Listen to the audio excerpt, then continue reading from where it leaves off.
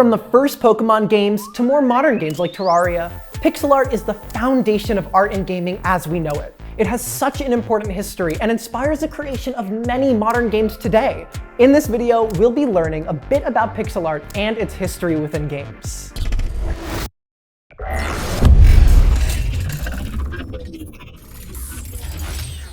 First, we need to go over what exactly pixel art is.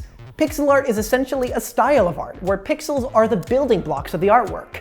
A pixel is essentially a tiny square, and these tiny squares are present on any image in a computer. The reason why you may or may not see these pixels depends on the resolution of your image. Resolution is the number of pixels on a display monitor screen. So the higher the resolution, the more pixels are displayed. And the lower the resolution, the less pixels are displayed. If you were to zoom into a picture, you'll notice that these pixels will start to appear. And they get bigger and bigger the closer you get. You may be wondering, how come pixel art is tied to games? There are tons of games that don't use that art style now. How come so many older games use pixel art? Well, that's because game developers had limited resources. And the computers at the time could only display a certain kind of resolution. So the only kind of images they could make were pixel art. Who knew that this resource would then become its own visual style? Let's take a look at some games that use this style. First, let's look at Pokemon Red. Pokemon Red was released in 1998 for the Game Boy, and it looked like this. What do you notice? Well, here we can see that the pixels are big and chunky. There's a bit of color, primarily red, green, and white. If we put it into perspective, the game was made for the Game Boy, which looks like this. On this, the screen is only 2.6 inches, so the resolution of the screen is so much smaller.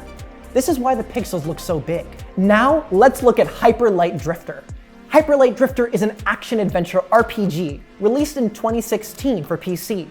In the game, you explore a beautiful, vast, and ruined world riddled with dangers and lost technologies. What do you notice about the pixel style of Hyper Light Drifter compared to Pokemon Red? The pixels in Hyper Light Drifter appear much smaller, and it seems like there's more detail in this world. If we look closely at this environment, we can see some detail in the patches of grass and in the trees. This is because the artists here, now with significantly less technological limitations, had the ability to choose their pixel resolution to fit their desired style. And it's clear for Hyper Light Drifter that they chose one with a higher resolution. Now with pixel art used as an intended style in many modern video games, artists are exploring with different resolutions and adding their own twist to the pixel style. Some notable titles are Celeste, Eastward, and Coffee Talk. These are all games I highly recommend checking out if you haven't already. Now that we've explored a few games that use pixel art, try to find some pixel games that we haven't mentioned here. You can find the instructions in this video's assignment. Bye!